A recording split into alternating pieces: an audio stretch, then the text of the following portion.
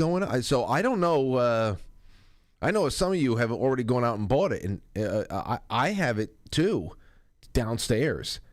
But what I have downstairs is not a 700-page book. So I have to think about this a little bit more. I have to make sense of it because, I have to make a little bit more sense of that before we jump into that.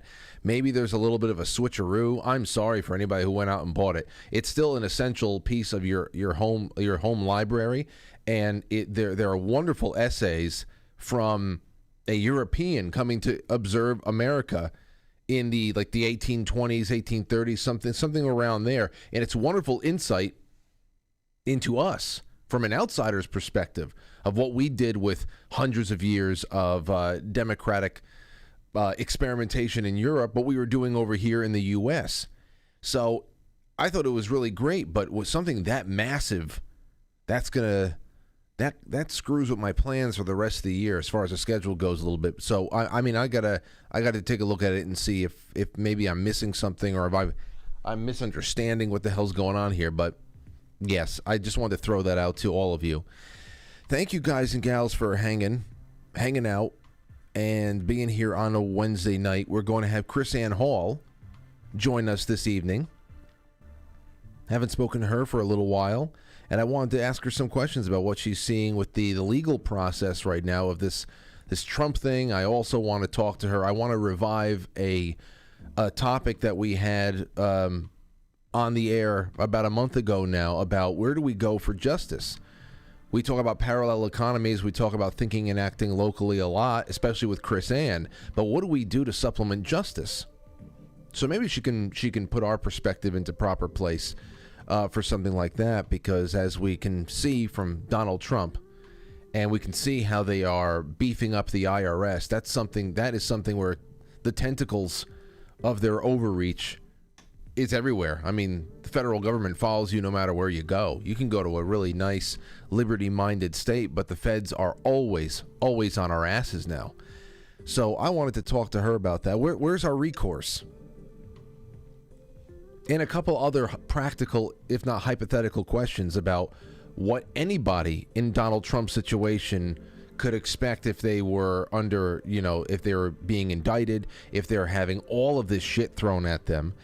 There being an election year the next year, what could they do under certain circumstances if they were in trial? What does campaigning look like if you're fighting for your life in court? And it's literally his life. It's 34 felonies. 34. So how many of those stick? I mean, that's the reason why you say you throw some shit up against the wall, you see what sticks. Out of 34, how do you get all of them, if not most of them, thrown out? And even if a couple stick, then how many years is that? Are they going to order him to go to jail? And if he wins the election when he's in jail, what does that look like? Do you take the oath of office in a jail cell? Do you immediately pardon yourself at that point and walk out? I want to know all the ins and outs here. If there are ins and outs to be known. So there's that, and then in the second half, we have a full hour there that we can take some calls. On YouTube, we're going to be dropping away from YouTube around the halfway mark of the show. We're going to be doing this a lot more. There is no more reason to, we got to do some stuff over there, and while we're still on there, whatever we can to get noticed and to also tell people, listen, yes, the show is available, at least in some part, on YouTube, but this is not a YouTube show. This is not a show on YouTube that you know about, okay? Because I can't tell you how disheartening it is for people to still say, where were you for a week? You didn't leave that Google site for an entire week? You couldn't leave that site for a week? That's all you were doing? That is exceptionally weird at this point.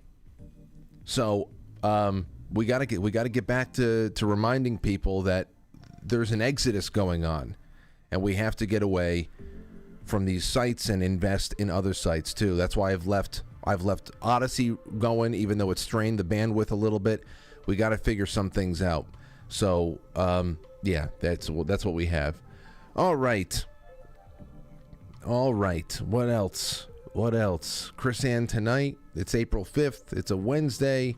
Got all that out of the way. Got wonderful things going on next week. Taking April 10th, that Monday night off, the day after Easter. But April 11th, 12th, we got a Hunter Fowkes.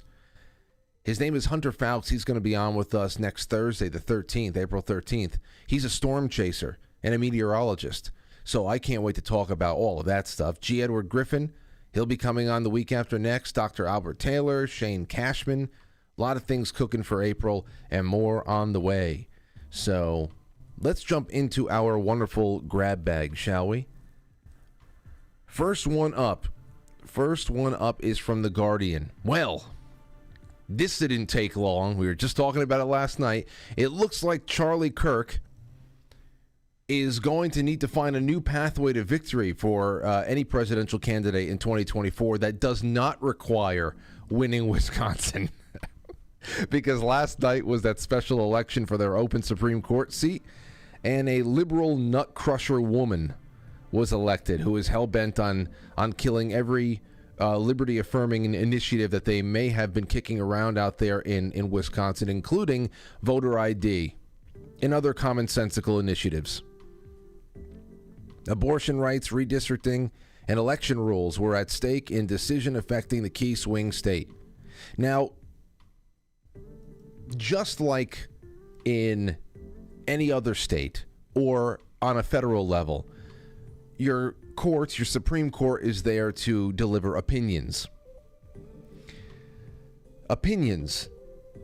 There is a role for the courts, there's a role for the legislature, and of course every state has its constitution, and if they're abiding by it, then that's really all that matters. You can tell judges to go pound sand. They're not legislators.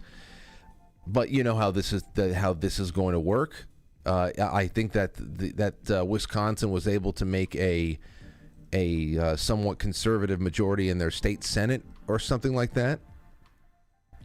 Whatever they pass is going to be challenged legally now in this Supreme Court in the state, and there's going to be fighting going on. And whether or not that's going to be able to stick and make any new kind of rules for voting before next November, I don't know. But there you have it. So I guess Charlie Kirk is going to have to turn Maine red, and maybe I don't know. What do you do? You try to win Minnesota? How do you cobble together that one? So the backed up into a corner, real tight. Here's another interesting headline I'm sure that some of you have come across today. This is from the Post Millennial. Leonardo DiCaprio, he's been trending a little bit on Twitter and elsewhere. Leonardo DiCaprio testifies that a CCP, that's the Chi-Coms, CCP-linked Malaysian financier, now a fugitive, sent $30 million to Obama during the 2012 campaign. Movie star Leonardo DiCaprio took the stand at a federal trial on Monday that seeks to hammer down the details of what appears to be a money funneling scheme that features a Malaysian financier funneling tens of millions of dollars through a prominent 90s rap artist for the purpose of donating to former President Barack Obama's 2012 re-election campaign. DiCaprio plays into the saga because he was said to have partied with Joe Low, a Malaysian financier who apparently suggested to DiCaprio once during a conversation that he intended to contribute to Obama's presidential campaign, according to the New York Post. DiCaprio said, quote, "It was a casual conversation about what party he was in support of. I told him that what party I was in support of, and he told me that he and a group were going to make a significant contribution to the Democratic Party. I said, wow, that's a lot of money."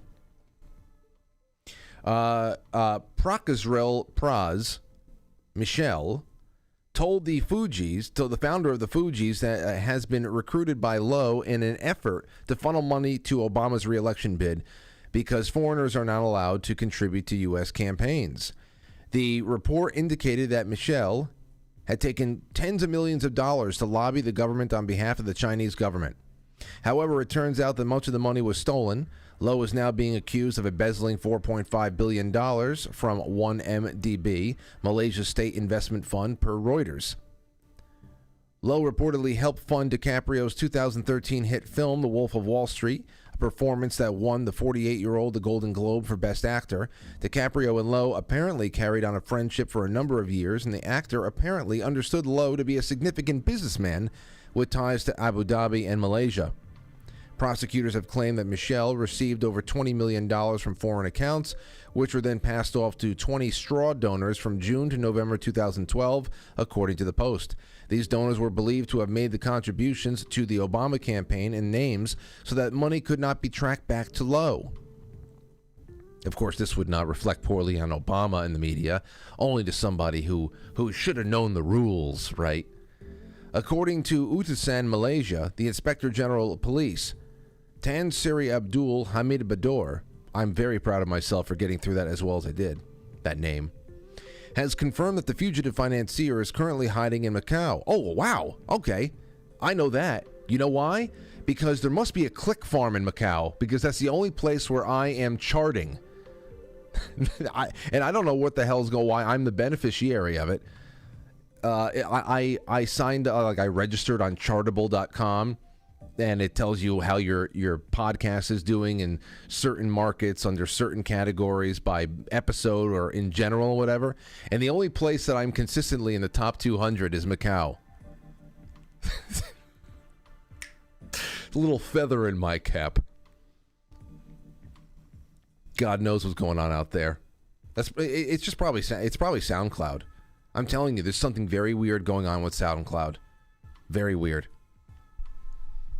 The IGP also revealed that Joe Lau and his family members have been moving money freely in Hong Kong, and that the Chinese government is believed to be providing protection to them. So we'll see where that all goes. Hey, here's a little something for you. It's official now. Anti-vaccine activist RFK Jr. is challenging Biden in 2024. There you have it. Let's see how the AP is taking this. This is from the AP.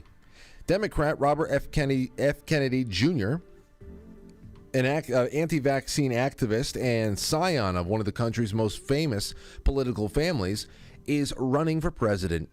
Kennedy filed a statement of candidacy on Wednesday with the Federal Election Commission. The 69-year-old's campaign to challenge incumbent President Joe Biden for the Democratic nomination is a long shot. Right. Just like everybody who was polling significantly higher than Joe Biden prior to Super Tuesday, bowing out at the same time and pledging all their support to Joe Biden was a long shot too, but that still happened. There's a big long shot. Lots of long shots that have propelled Joe Biden into the presidency. It just happens for him. The stars just align. Self-help author Marianne Williamson is also running in the Democratic race. She still has not responded to my Instagram message. Kennedy, a nephew of President John F. Kennedy and the son of his slain brother Robert F. Kennedy, was once a best-selling author, an environmental lawyer who worked on issues such as clean water. But more than 15 years ago, he became fixated on a belief that vaccines are not safe. He admitted, see how that was? He was once a wonderful best-selling author and an environmental lawyer. He had his head screwed on straight at one point. And then he became fixated on the belief that vaccines are not safe. He emerged as one of the leading voices in the anti-vaccine movement, and his work has been described by public health experts and even members of his own family as misleading and dangerous. Whoa. We better keep clear of this guy. So he's in, and the AP ain't happy. All right, well, on to other religious news. Speaking of religion, which is what science has become, here is a transgender pastor who's comparing the treatment of the marginalized Nashville shooter, the sick fuck who killed children, okay, comparing the treatment of the Nashville shooter to Jesus being crucified. The killer of children. The killer of children. A liberal transgender pastor compared Nashville shooter Audrey Hale to Jesus being betrayed and crucified less than a week after Hale murdered 6 people at a Christian school. Micah Luegi, who was recently formally installed as pastor of St. Mark's Lutheran Church in Fargo, North Dakota, delivered the Easter-themed sermon to a small congregation on April 2nd. After reading the biblical account of Jesus' crucifixion, Luegi immediately brought up the mass shooting in Nashville. Quote, instead of focusing on ways this could have been prevented, such as gun control, a significant number of people have turned their attention to the shooter's identity. Yes, I think the identity of a crazy person is very important. No doubt about it. No doubt about it, says this frumpy, androgynous potato person from Fargo. And let me tell you just, ladies and gentlemen, because we talk about this a lot, separation of church and state, this is the crux of it all right here. When they talk about separation of church and state, they mean they want no traditional faiths. No traditional faiths are allowed to upset the new religion that the state has created. That's what they're talking about. This is fine. This is totally fine to have a gender-confused person up there impersonating a clergyman, speaking on behalf of a faith that has been completely perverted. Completely. And then, oh my gosh, Canada. Now, I'm not, we're just as bad, but the display that has been put on by the Canadian government, what is coming out of Canada could have never even been imagined by anyone other than Aldous Huxley or his brother or anybody else in his family. At a press conference, I guess yesterday, the government, in this case, again, fronted by another androgynous nut crusher immigrant woman, I guess she's Chinese or something, but dressing like Victor Victoria over here, is surrounded by an entourage, a bizarre entourage of cross-dressing clowns and children, people in masks, all women or people pretending to be women, which also should not be surprising at all.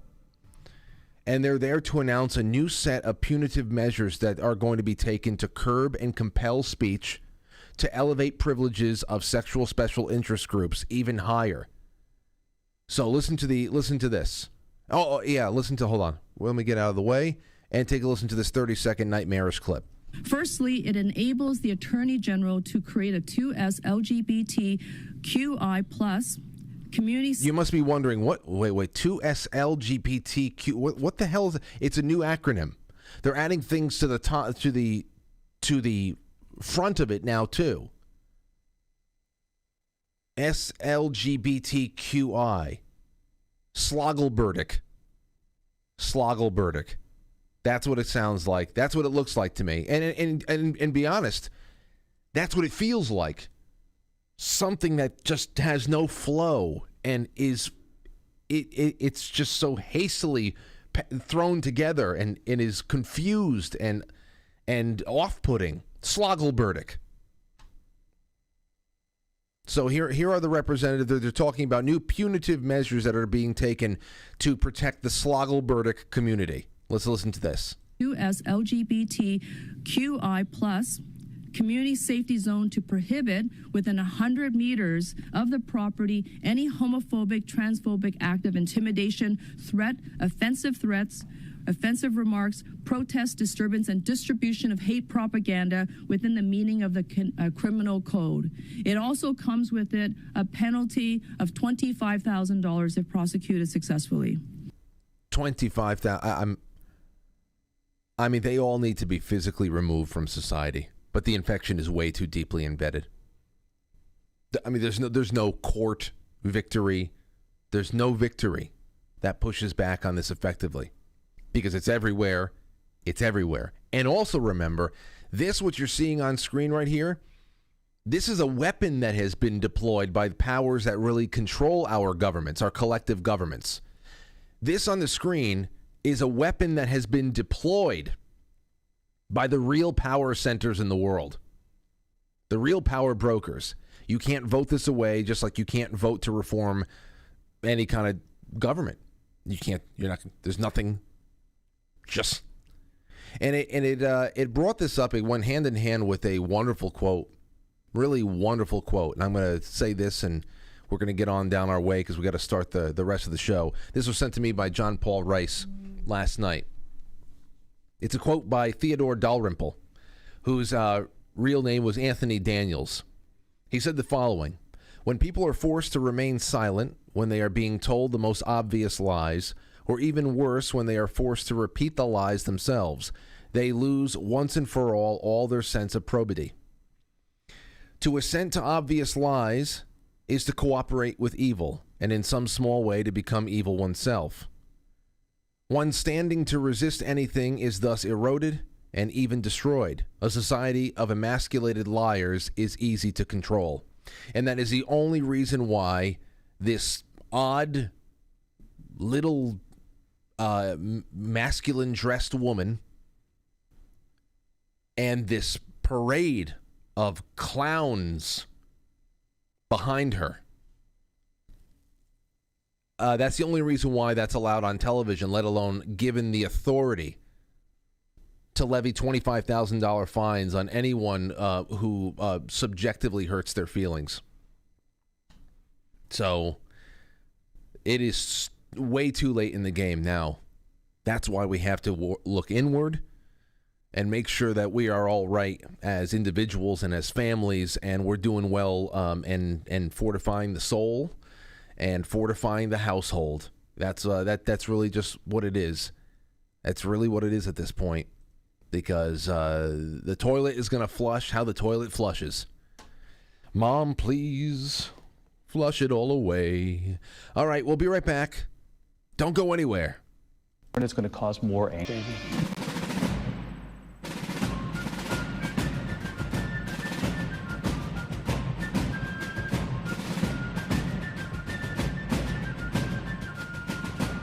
You let one ant stand up to us, then they all might stand up. Those puny little ants outnumber us 100 to 1. And if they ever figure that out, there goes our way of life. It's not about food. It's about keeping those ants in line. That's why we're going back. Does anybody else want to stay? Let's roll!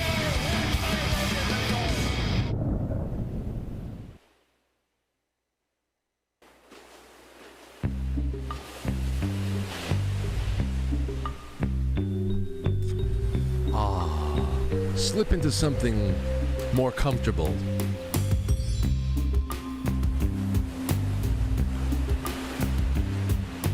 That's right. All going to the beach in our minds for a little while. All right, so we have a couple of minutes before KrisAnne Hall is on with us. I want to just say real quick, I watched a little bit of Donald Trump's remarks last night from Mar-a-Lago. I didn't watch the whole thing, but I thought that the first 10 minutes or so was, hey, if I was in his position, I think very worth saying. Just keep pointing out, at this point, who needs to hear what? I don't know. But to point out where we are and what is ignored on a daily basis, what is ignored from year to year, things far more consequential that harm the entire world, have gotten many, many people killed. The things that were ignored and will be continued to be ignored. And now you have this fat diabetic freak, Alvin Bragg, going out there and digging into bookkeeping mistakes. You say it's not a mistake. Oh wow, okay. It's so ridiculous. When we live in this kind of warped reality, this off dimension.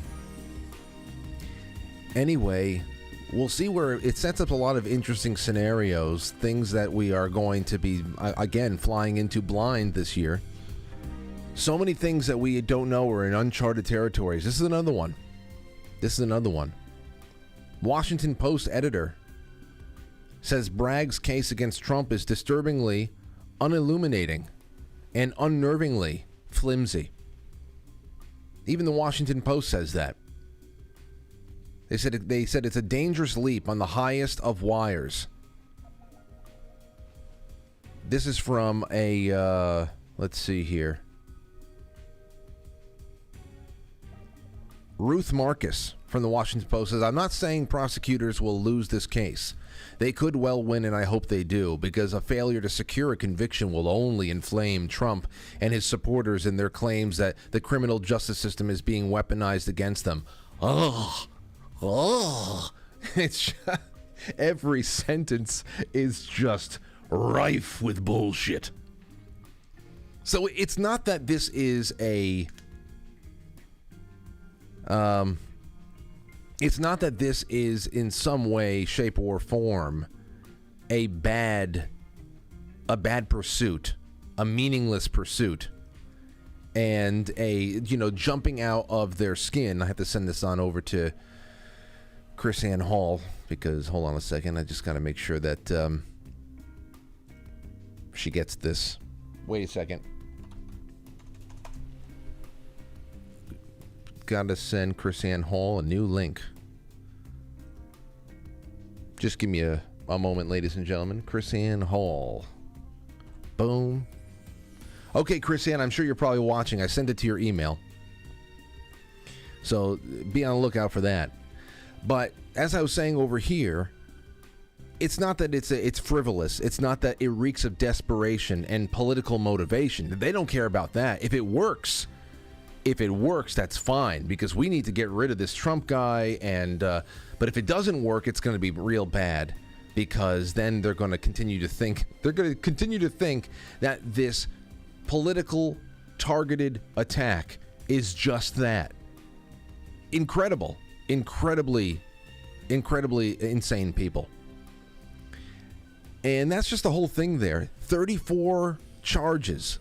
What the hell else are you going to do? Where do you go wrong? How do you get all 34 thrown away? That you don't have to settle for a guilty verdict on one or two of the 34. Each of them carrying a maximum of a couple of years in prison. I don't know at this point. But I want to get through a lot of that, and hopefully we can move on from there. There is a little bit more. Take a listen to this. Here's a 2-minute clip. Oh, to hell with that. Let's just bring KrisAnne on, and we'll talk to her, because I'm sure she has been talking about this on her own show and everything else. And I have a lot of questions that need answers. KrisAnne, how you feeling? Hold on. We got the wrong microphone. I'm so sorry. You sound distant. I sound distant? Yes. You sound like there's a microphone in the closet. Christian's gonna fix it. Okay, no problem. No problem. You do. I don't know if you can hear me at all. I could. I sound distant. So we've been having this issue with Zoom. It's been kind of crazy. A lot of things with Zoom are kind of glitchy. There's some good things about it. There are other things that you can have settings that are consistent for God knows how long. Then all of a sudden they're not where they used to be. And sometimes it's as easy as clicking it back to where it should be. Other times you got to restart the whole thing, and then suddenly it's fixed. So I don't know. We just did like 2.5 hours of recording on Zoom right before we called you. Well, all right. Well, you know what? I'm not really quite sure why my mic is not working. Well, then you know what? Hang up and call me back. Sometimes that works. All right, let's try that. Something just got boosted a little bit, but it's not as clear as it usually is. Do you see that? There's no sound coming through? It seems better. Christian sounds better than you do. You can actually hear Christian. Christian's my backstage whisperer. can't really. Yeah, he sounds clearer than you do. So wherever he's standing, he's closer to the microphone. So right. yeah, maybe give me a call back and All right, we'll hang up and call right back. All right, you got it. You got it. In the meantime, I'll play a little bit of this Donald Trump, the opening remarks here. This is from Mar-a-Lago last night. Thank you very much, everybody. We have to save our country. God bless you all. God bless you all. And I never thought anything like this could happen in America. Never thought it could happen. The only crime that I have committed is to fearlessly defend our nation from those who seek to destroy it. From the beginning, the Democrats spied on my campaign. Remember that? They attacked me with an onslaught of fraudulent investigations. Russia, Russia, Russia. Ukraine, Ukraine, Ukraine. Impeachment hoax number 1. Impeachment hoax number 2. The illegal and unconstitutional raid on Mar-a-Lago, right here. The lying to the FISA courts, the FBI and DOJ relentlessly pursuing Republicans, the unconstitutional changes to election laws by not getting approvals from state legislators. Yeah, and this is all part of the thing that the Washington Post, I guess, doesn't want anybody to think is real. See? I understand. Listen, we all want to take him down. But, man, the bookkeeping stuff, that might make him and his followers think that they have in some way been targeted unfairly by the justice system and by the system at large. And when you just take a few minutes to go through just your own memory, just skimming off the top of your own memory from the last couple of years, boy, oh boy, it's frightful. It really is frightful. You don't have to be a supporter of his to realize that this is a den of vipers, a real bad one. Hold on, we're going to give another try over here. KrisAnne, how you doing? Hey, I'm here. That sounds a lot better. Hello and welcome back. Yes, welcome back. It's great to have you on. How you been feeling? It's spring. Oh, I know. I mean, Florida is so beautiful this time of the year. It's starting to get hot already. The pool, just so you know, the swimming pool is already at 84 degrees. Oh, good. And that's just from natural, the sun beating down on it. That's not anything. Yeah. No, I don't have a heater because it's getting up into 90s now. Jeez. I heard that we might be flirting with the 70s after next week, but I don't know. Yeah, we're still... I'm still telling you, you need to take a vacation down here. I know. It's been a long time since I've been to Florida, and it's way too moody up here until about May. So yeah. I got to do something. Either that or I have to buy some red lights, do some red light therapy in my basement, because I definitely get affected by the extended winter, no doubt. Yeah. Well, let me ask you this. The first thing we do is go outside and start, photo regulating. You ground every morning? You go out there barefoot and stuff? Yeah. Gotta start. It's very hard to do grounding over here when there's snow on the ground and everything else. But I have a trick I can teach you off the air. Okay, we'll talk about that then. I can't wait. What a time to be alive. Otherwise, huh? Let's start. Let's start. It's only going to get even crazier and even better. I know, and I want to just start with the obvious because I have a couple of off-topic questions for you too. And as I preface this. I want to preface this by just saying, again, like in the past, there is a need to understand history, the law, the Constitution, the way it works in a mechanical sense or the way it should work. And then there is also the need to layer on top of that thinking like a criminal would. When we talk about this stuff, we usually have to separate two conversations, the way things should be and why it was meant to be that way. And then we need to start thinking like criminals would to explain what is happening and to predict where it's going, because knowing how things should be has really nothing to do with the way things are. So It's like Alvin Bragg did not lose the district attorney's instruction booklet or something like that. He's doing what he had to do. So let's start with this. What have you been talking about in general? The biggest points about all of this leading into not only this big primary season, but now into 2024? Well, there's a lot of stuff that's actually going on behind the scenes that deserves our attention. I understand that people are pretty crazy about the Donald Trump indictment, and if you have anyone, and I was about to say a state prosecutor, but if you have anyone in government authority that can as blatantly create the judiciary, turn the judiciary into a political weapon, you got issues. But I get it that he's the former president, and I get it that it's really in your face. But I gotta be the guy that says, do you realize that the FBI has been a political weapon since it started? Oh, I think a lot of people do. This is just the latest chapter.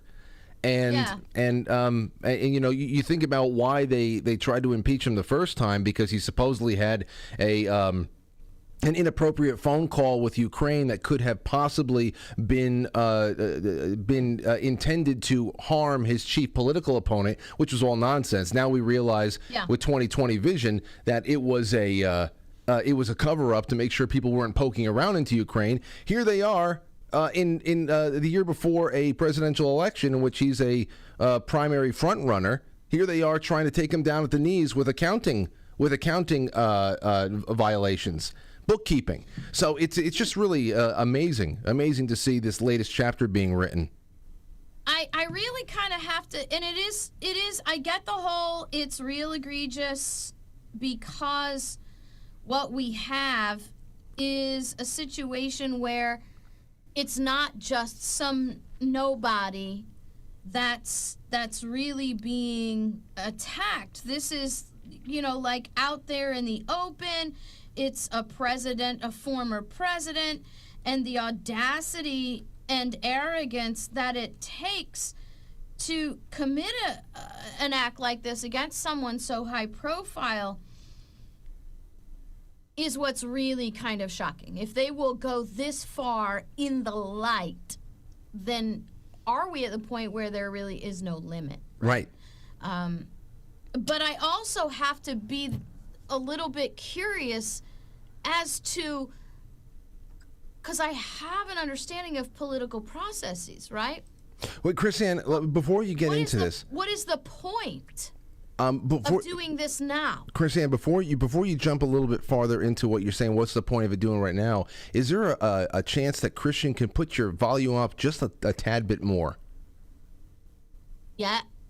Yes. Just a tad. Working. Okay, is that better? A lot better. Thank you. Okay, great. You know what? I don't think ever in my career has somebody asked someone to turn up the volume on my mic. It's okay. Well, that's me. That's I'm actually the one that's loud and projecting. He's probably turning me down. But here's the thing. We are so far outside of 2024 that it really makes me question, why are they pulling the trigger on this now? Right? Because it's going to become old news before it actually is valuable.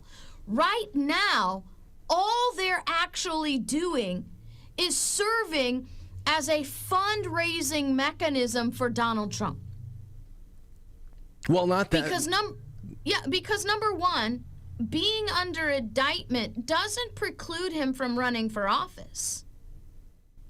Number two, being convicted doesn't preclude him from running for office. If being convicted of a crime precluded someone from running for office, 3/4 of the members of Congress would not be in office. Mm-hmm. No, right? Yeah. So the only thing that matters is, are you charged with a high crime or a misdemeanor while you're president of the United States? If so, that's grounds for impeachment. What's curious about it is that we have, I know that they're not going to meet again on this until December 4th, and that they already started talking about trial dates. So as you're saying, why pull the trigger so early on this? Well, even so, though a trial date has not actually been set, the prosecution was asking for January of 24, and the Trump team was asking for spring of 2024. Makes it even later. So I'm glad you brought up timing, because timing is very odd. You'd think that they would want this wrapped up and hopefully vindicated well before that, so you don't have anything interfered with in your 24 campaign schedule. So I don't get any of that. I really don't. And the longer the time this drags out, like I said, the political viewership for any topic is very fickle. So and it always comes at the beginning and at the end. Well, your end is after the election, or your end is not anywhere near the election. What are you going to do with that? You have no political momentum. Now, if it's about the gag order, again, that's not going to hurt Donald Trump. That's going to help Donald Trump, because the gag order will be limited to the scope of the trial, which is really nonsensical at this point, has nothing to do with running for office. And the gag order is completely and totally unconstitutional. I was going to say, the Sixth Amendment of the United States guarantees a speedy and public trial. You can issue a gag order in a civil case when you're actually weighing and measuring intellectual property rights. You're weighing and measuring reputations of businesses in a civil dispute. But in a criminal trial, where you have a guaranteed due process right to a public trial, to gag order a defendant is a clear and direct violation of that right, because a defendant ought to be is at right to discuss the matters of his case publicly to the extent that it's strategically valuable. And I say that limitation there because, as an attorney, 9 times out of 10, I don't want my defendant out there running around talking about stuff, because that really undermines the defense. And that's why you'll see, I don't know if anybody has noticed, because I've been watching very closely, Donald Trump is uncharacteristically quiet already without the gag order. And I believe that he has a lawyer that's told him, Donald, shut up. If you don't shut up, I won't be able to do my job. You've got to shut up and let me do my job, because every time you open your mouth, you set up a situation where you incriminate yourself. And so Donald Trump is an attorney's biggest nightmare for client control. And I believe he finally got an attorney with the testosterone to say to Trump, shut up. Well, I'm glad you brought that up about gag orders, because I wanted to ask you about the constitutionality of gag orders. Now, it's great to have now gotten the breakdown between civil and then criminal, and that makes a lot of sense, especially when you get into intellectual property and reputations of civil disputes. That makes a lot of sense.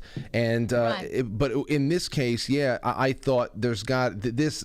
It's all a bunch of precedents that are being set with all this, because of course it is very politically pointed, and for the judge to say, I'm not going to gag you, but I will if you don't stop inciting violence, which he doesn't incite violence. So so even in this threatening to do something that is unconstitutional, they're like inlaying some January 6th propaganda again to keep just telling the public here's a dangerous man and think about everything he's done to us already. So I can't. Yeah, well, I don't mean to interrupt. I'm sorry. Go ahead. No. I was just wrapping up. Okay, so Donald Trump has never incited violence. So that comment is just so the media can promulgate propaganda, right? We both know that. So it shouldn't limit Donald Trump's speech whatsoever.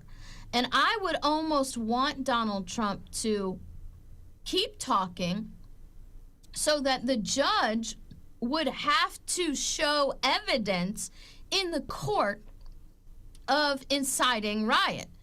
Because there is really an actual legal definition of that Donald Trump has never come close to, ever.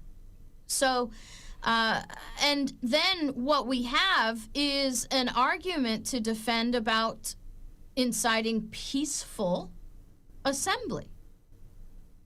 So does the court consider inciting peaceful assembly now a call to riot? Which is ironic, considering that January 6th was practically an Easter egg hunt compared to what actually Antifa and Black Lives Matters have gotten away with, and the media calls that a mostly peaceful protest. Yeah, mostly peaceful year. I mean, it wasn't even one incident. Well, let me ask you this then. Totally, I got a couple of hypotheticals. A few of them you've already really answered, but I have a few more. Let's say that none of us knows how this is going to play out, especially when they have been able to accumulate dozens of charges and in such a political hellscape like Manhattan. But if you were defending Donald Trump, aside from telling him, shut up, don't say anything, let us do our jobs, what would your game plan be, especially facing an unethical situation that is probably going to be decided by a jury that I'm sure is going to be as batshit crazy as our judges and DAs out here? I mean, what would you do as a trial attorney to even start figuring out a way to get your client out of there with as little charges levied against him as possible? Well, the first thing that I would tell my client, knowing who he is, I would tell him, you continue to campaign, because even by some travesty of justice, you are convicted of these crimes, you are still allowed to run for office. You are not precluded from running for office. You're not precluded from holding office. Like I said, having a conviction at the state level, even having a conviction at the federal level, unless it's treason, you can still run for office, okay? And the precedent is already established for that long time over. But what you have to understand is about this indictment. Now, I've heard the reporters, I've seen the press conference that, the charges are not listed in the indictment, and then the DA is like, well, because the law doesn't require it. I think what we're missing here is charges versus elements. And the reason the elements are not listed is the fact that it's really a house of cards. Because what happens is you have multiple charges that are dependent upon the same evidence. So I don't have to defeat all the charges. Mm-hmm.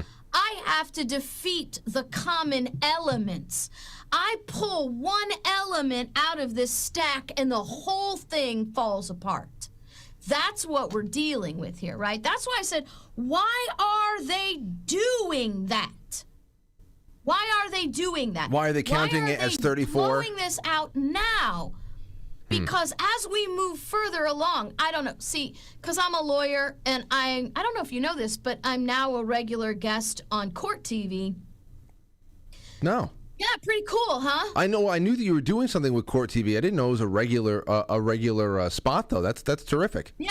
Well, I mean, I'm not like a host, but I'm a regular guest for their hosts on their programs, right? So, anyway, I've become more of a TV court junkie because I have to follow it for Court TV. Just like the Gwyneth Paltrow trial. Anybody who's watched anything with the Gwyneth Paltrow trial knows. And I called because I did a couple spots on Court TV about the Gwyneth Paltrow trial, and I said, look, you got to understand, Anybody can bring any kind of accusation against somebody. At the end of the day, this Gwyneth Paltrow thing is going to fall apart. Gwyneth is going to win with a resounding huzzah from the jury, and the whole thing, the underlying accusations are crap.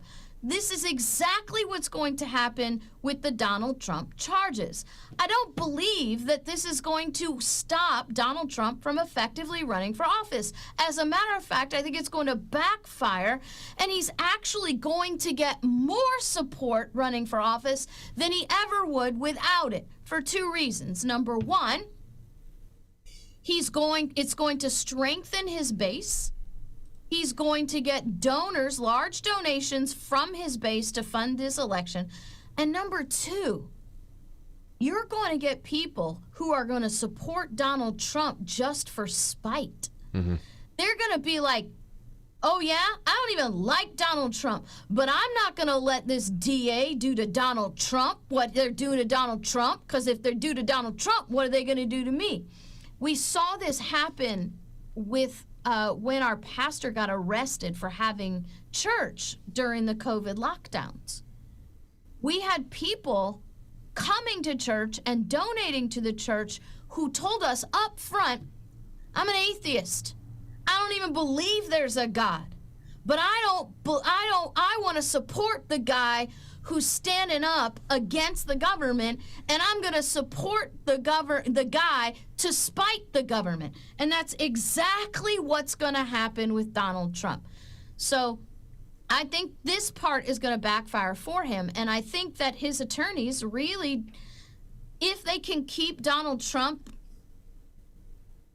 under client control, this is not going to be a difficult thing to get rid of. I mean, you just had a federal court tell Stormy she has to pay Donald Trump. More. So every day it is exposed how frivolous this entire thing is. So just a little legal tip for those of you who want to be legally junkies on this stuff and watching this. Look up the elements of the charges. See how many of the elements are shared by each of the charges, and realize all they have to do is defeat that element, and the entire thing collapses. What's more curious, Frank? What? What's going to happen to this DA when the whole thing falls apart? It's New York. I don't know. I don't know. This is malicious prosecution now. I mean, we're not talking about slander. We're not talking about libel. We're talking about malicious prosecution. And he's not doing this. Everybody realizes the DA is not in charge of this, right? The DEA is not bringing these charges because he hates Donald Trump or because he has some higher moral ground to stand on. We all realize someone is making him do this, right? Absolutely. Well, he did. It was part of a almost like a campaign of his, a promise. Anybody who takes up some kind of position of power and influence in New York City has mentioned Donald Trump getting him as being a part of their job description over the last 5 years or so. So there's but yeah, like you said, there is a puppet master or masters behind all of this. No doubt about it.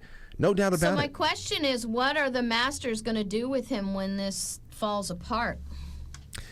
When I think about someone like him, I think about someone like Fauci, where as long as you do what you do and you're loyal, then perhaps you can get relocated to a new department. You can get help with retirement. Sometimes they flush their patsies, like Harvey Weinstein. But I don't know. We'll just have to see. But I know what you're getting at, and I think a lot of people are asking the same questions. What's going to happen afterwards? Because this is beyond. Let me ask you a two-part hypothetical. Right, I'm not assuming that he's going to be disbarred or held accountable by any agency or NGO. I'm just saying, Epstein didn't hang himself. Yeah. Or a little bit of a ball through the legs in the championship game. You went out there and you were a little bit overzealous, and now you kind of screwed us because we wanted to get him, but this looks bad. Like the Washington Post. I was reading. Really going to help him. He's helping him, and I think Oh, he will. I think that it was. I think after the arrest. I think after Tuesday, the Trump campaign announced that already $10 million extra dollars came in. Just since Tuesday, and it's I understand, no doubt, I understand. But I have a two-part hypothetical now. You already answered a lot of them about what you can and cannot do. Pretty much, he can continue doing everything he wants during a trial, the campaigning, even if he's convicted. If Trump is in, let's just say hypothetical, anybody in Trump's position, let's say that they were in jail at the time of a presidential election win, A, would they take the oath of office in the jail cell? And B, as soon as they take the oath of office, could they just declare themselves pardoned and immediately walk out? How would that happen? What are they in jail for? Let's say that they're in jail just for anything that Alvin Bragg wants to throw out there. It actually sticks, and out of the 34 charges, he's saddled with 2.5 years in jail. And okay, so that's the question. He's actually convicted of a crime and serving out his sentence. Yes. Okay. If that's actually the case, I believe he cannot run for office. No. Because your civil rights in that aspect are suspended while you're incarcerated. You don't have the right to vote while you're in jail. You don't have the right to run for office. So as long as he is not, or anybody in his position, has not already been convicted and sentenced, then he can continue. Yeah, convicted and sentenced is okay, but not incarcerated. Well, I mean, don't they incarcerate you like soon after sentencing? Yeah, but not everybody gets incarcerated if they're convicted. Okay. All right. So then that changes things up a little bit. As far as actually being jailed goes. Mm-hmm. Okay. All right. I wanted to ask about that. Now, this also brings something else. So you're talking about the people who would vote out of spite. You're talking about those who are looking at this and they may not even be fans of Donald Trump, but they're seeing how it reflects on us. It reflects on where the system is. And you are a person who I have talked to at great length about parallel economies. We talk about precious metals when it comes to currency devaluation. We talk about farmers markets when it comes to food. We talk about direct care with doctors, homeschooling. But where do we go for justice without falling into vigilanteism when we see that this is, by and large, something that is just all around us? To go our whole lives and trying to avoid hospitals and courtrooms is a daunting thing. Maybe we can do. What do you say about the parallel economy for justice? Well, here's what has to happen, and what you're sort of playing with here is is government completely broken down, right? Because if you're at the place where government is completely broken down, then what you have to do is immediately begin rebuilding at the local level, right? So you establish justice at the local level, but that's so far out of our realm at this point. Right. That I don't think it's something we really need to talk about. It's something that would be so complicated we would have to devote a show to it. But the reality of today, okay, and this is where people really get distracted. And I don't mean that as a condemnation, just a realization. Do you understand what I'm saying? Mm-hmm. This is one state. This is also a federal government, right? Now we're not talking about the FBI, right? We're talking about the injustice of the FBI, the Department of Homeland Security, the Department of Justice as a whole, right? Mm-hmm. The solution always has been, and always will be as long as we maintain the constitutional republic. The duty and the obligation in the authority of the sheriff.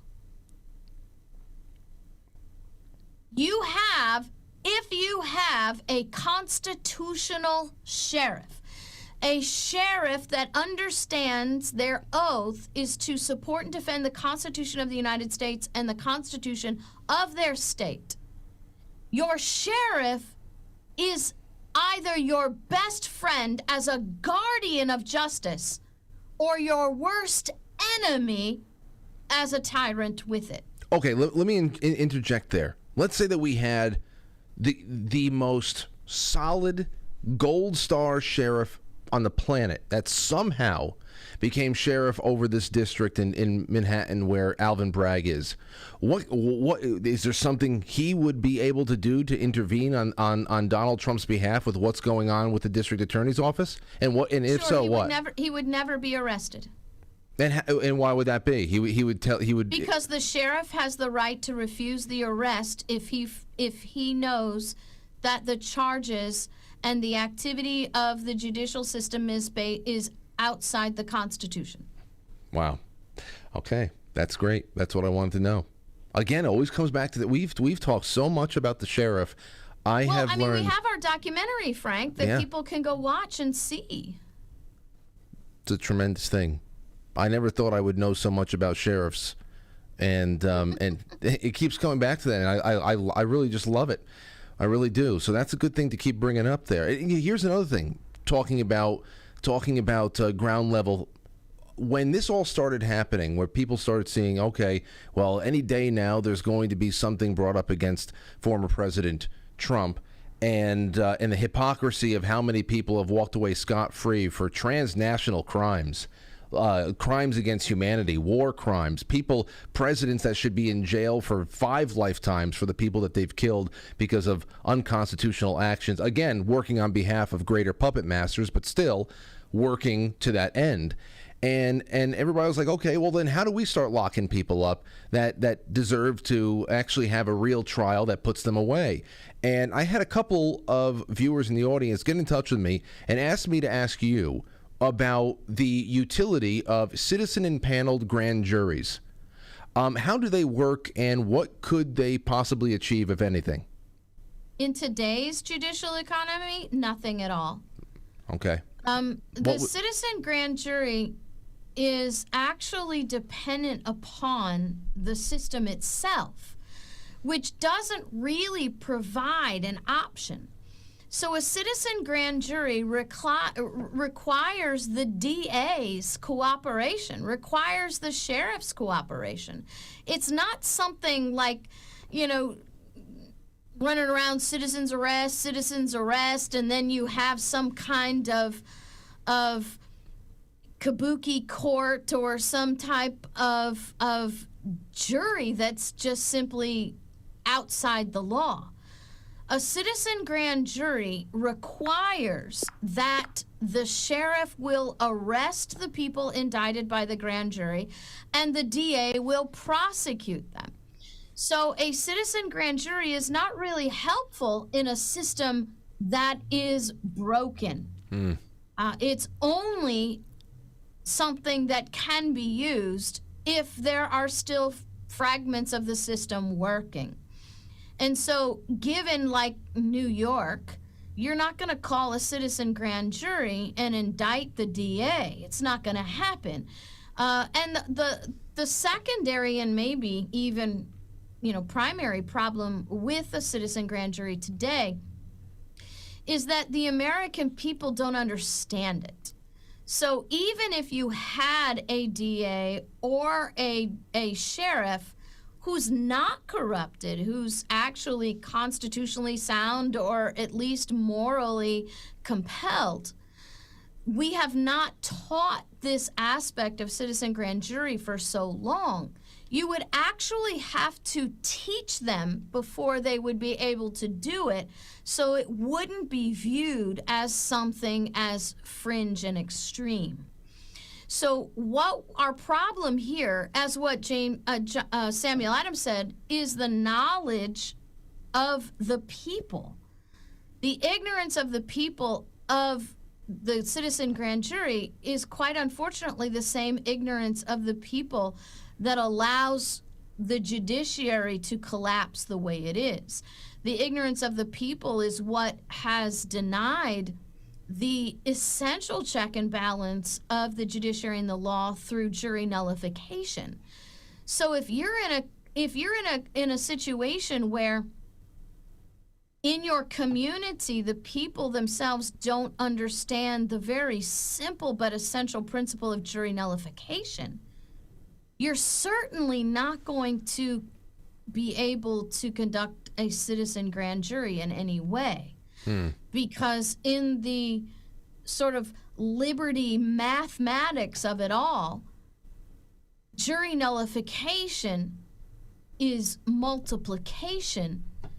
Citizen grand jury is complex calculus.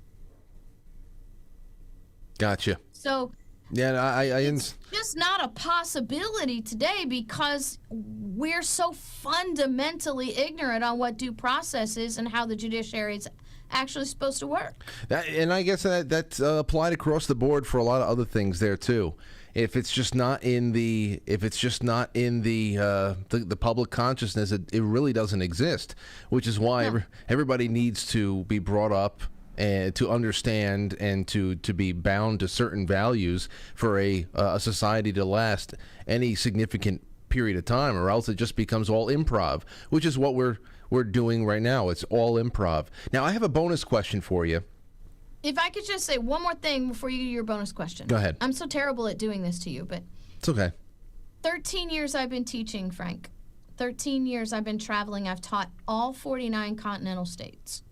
13 years I've been asking a single question. Name all 5 liberties of the First Amendment. Less than 2% of any given population can name all 5 liberties of the First Amendment without looking on their phone. That's where we are, right? That's where we are. In the last 4 years, I've started traveling and teaching state constitutions. Every single time, in every single instance, I've taught the state constitution. I've had people come to me afterwards in confidence and whisper in my ear, "Thank you for teaching me about my state constitution. I didn't know we had one." We have got so much groundwork to do before we are able to institute a remedy like a citizen grand jury, because what you really have is a moiling mob who doesn't understand justice, who doesn't understand due process, who doesn't understand the rights of the people. And and when you talk about ignorant, moiling mobs, I think about frustrated toddlers, where you're conscious, you understand that you're feeling something, you understand what you want and what you don't have, but there's really no context to anything, and therefore there's a lot of acting out, and there's a lot of kicking and stomping and screaming, and we have in effect been made like that in many ways when it comes to our civil discourse. There is only calling someone you don't like a fascist, not really even knowing what fascist means. Yeah. They're constitutional or unconstitutional is just a euphemism for things I like or don't like, mean or nice. It's just really I see that really play itself out and express itself in the way that we treat each other and the kind of conversations we have day to day, even when there isn't a big thing like this in the news, which there's always a big thing like this in the news now. But my bonus question to you was about the Senate. More in particular, John Fetterman. We have a mentally incapacitated man who should never have been pushed to run in the first place. He has essentially spent the first 4 months of his first term, in a hospital for what they say is depression. Is it is it constitutional to have a vote by proxy on things like this? If he has somebody voting for him, I don't know how he's voting. And that's number one. And number two, if you become incapacitated during a term in the Senate, Is that a special election kind of a thing, or is that somewhere something where the governor gets to appoint someone as a replacement? I forget. All right, so let's be very clear about something. We start basic. Senators do not represent the federal government. They represent their states. Fetterman is a problem of his state. He is not a national problem. It's not anybody's business but that state and the people of that state. Whether and how he's replaced is handled through that state's laws, through that state's policies on this, however they deal with that. Because a senator is a representative of the state, and the federal government doesn't dictate that criteria. So I feel bad for the state he's supposed to be representing. I feel bad for those people, but not my monkey, not my circus. So if they're happy with having somebody that can't, do his job, occupying a space that could be occupied by somebody who's actually competent, that's really their prerogative. And we, the rest of us, don't have anything to say about it. So this is an issue that the people of that state must stand up and deal with, not anybody else. Voting by proxy. I don't think that voting by proxy is something that should ever happen. Ever. And I don't know if that's something that he's doing. I just don't know. Over the course of 4 months, I'm just wondering: are they sending official work to the mental hospital or wherever he is? I don't know how this is happening. And the other reason that would be a national security violation, wouldn't it? I have to imagine. And the other reason why I asked about senators becoming incapacitated is because I did not know what original intent for all this was prior to the 17th Amendment, and what it is before and after. So I knew that the governor had a little bit more power with recalling senators and putting them. So I just needed to know what the updated rules were. So it's still all in-state. Yeah. Okay, got you. In-state decision making. Understood. Right. That was my bonus question for you, KrisAnne. Thank you for being so kind to answer it. My pleasure. Well, here's what I wanted to leave off with tonight. Usually when you come on around holiday seasons, whether it be Thanksgiving or Christmas, I always love getting some holiday stories for you, thoughts from you, whether they have anything to do with history, American history, or not. Is there any classic Easter stories that you like to reflect on during this very holy time of year? Whether, again, it has anything to do with American or world history or not. I'd love for you to leave us with some thoughts of that if you have any. Well, obviously, the reason that we have Easter is to celebrate the resurrection of Christ, which is our hope for eternity, right? It is not the fact that Christ was crucified by which our hope comes. The fact that 3 days later he arose from the dead and is sitting at the right hand of God is where our hope lies. And it's in the combination of the fact that he was the satisfaction for all our sin on the cross, and that belief in him, faith in him, and the completion of that act is the road to our salvation. His resurrection is the picture of our hope for eternity. And the fact that he has risen from the dead, sits at the right hand of God, he is our mediator with God. He is the advocate for us if through our faith in him, that gives us forgiveness of our sins so that we can be made whole, so that we can be made holy in the eyes of God, so we can have eternal peace and even present earthly peace. That is obviously what gives me hope, not just Easter, but every other day of the year. But there is a very interesting story a very interesting David and Goliath story that happened during our American Revolution on Easter in 1776, which that year was April 7th, okay? So what you have is the Continental Naval ship called the Lexington, who is now remember, it's April, so we're not actually in the full Revolutionary War battle, right?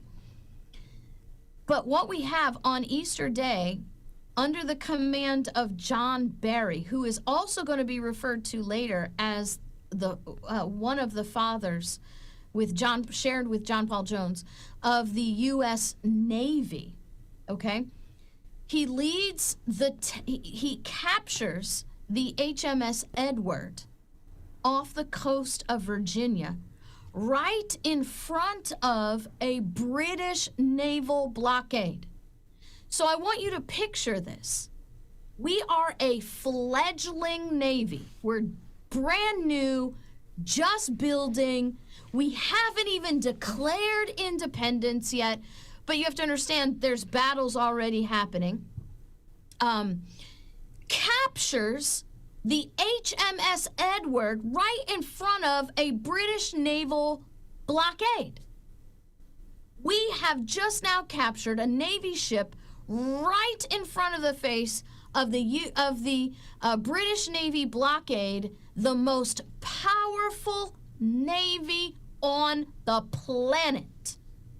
In the midst of them completely dismissing any credibility that we have in independence, calling us nothing but ruthless, ignorant savages, that we will never, ever succeed in overthrowing the most powerful government on the planet and the most powerful Navy in the planet, right here on April 7th, one captain of one ship takes over a ship in front of a naval blockade, which immediately catapults the morale of the entire movement and shocks the garbage out of the entire naval fleet of the British government. And that happened on Easter Sunday, huh? Wow. What do you know anything about there had to have been some sort of a confrontation right afterwards? What happened with the blockade? Well, it wouldn't be, they captured, and got out of there. Part of capturing is removing it. Right. Right? So the bad news is that the Lexington would be captured less than a year later by the British Navy, which would be some sort of redemption. But along with John Paul Jones, John Barry would continue to fight in our Navy, and it would be because of our Navy that we would be, in part and parcel to the Navy that we become successful, because there's no way we could have kicked Great Britain off of this land that they called their own if we had not defeated the Navy. And what's really, really important to understand is these early wins are so important to the beginning of it all, because we're in a situation where, like I said, this is a David and Goliath. If you look at this from a 30,000-foot view, and you really sort of, if you're playing, what is that board game, Risk? Mm-hmm. Right? You're playing Risk, and you're looking at the pieces and watching how it goes. You're going to be like, no way. No way is this place going to do anything to these people, right? It is an absolute miracle that we were able to gain our independence from Great Britain. And I don't say that lightly. I know people throw around the word hero lately like it's, you can pull it out of a gumball machine, and they throw around miracle in the same way. I'm telling you, from somebody who has studied not just the history overall, but the day-to-day events in that history, it's an absolute miracle that we are still not British today. And what's even a more miracle is that we weren't on the backside conquered by France or Spain. I know. A lot of chaos We were in there. actually remained independent. A lot of chaos in there. Usually someone that swoops in that tries to pick up the pieces and cobble something together for themselves. It really is a remarkable story, and thank you for sharing that so much. It's great to have you on, especially in holiday times. And if you let everybody know where you're going to be next, I know that you obviously you're on television. You have your own show and your teaching duties. KrisAnneHall.com. What is your you're live tomorrow at 6:00? Actually, I've sort of taken a break from my podcast. Okay. Well, you got a lot going on. You got to switch it up sometimes, I guess. Yeah. JC, if you go to my Rumble channel, JC's been actually covering, and he does once a week, and he's put together a phenomenal show. He's got a more aggressive personality than I do. My man. That's it. Yeah, I'm a teacher, so I'm very educational. I'm very, we take the current events and we teach you about the Constitution. JC will just straight up rant and tell you how it is. And he's absolutely brilliant on issues of foreign policy and foreign affairs. And I mean, he's the smartest guy I know. He really is. And I could be biased about that, but I really believe that. That's okay. And so he's handling the show. Now, I told you I'm going to be in Fitchburg. Isn't that close to you? What's that, Massachusetts? Yeah. I don't know. Anything in Massachusetts is never more than 4 hours away, so it's close-ish. Yeah. But when's that going to be? That is in May. Everybody in New England, KrisAnne is going to be in Fitchburg, Massachusetts in May. I'll make sure that the dates are out there, because I'm sure that there's a few people that would love to come out and see you. Not this Easter weekend, but the next weekend, I will be in Jackson, Missouri. On that Friday, whatever that date is, that Friday.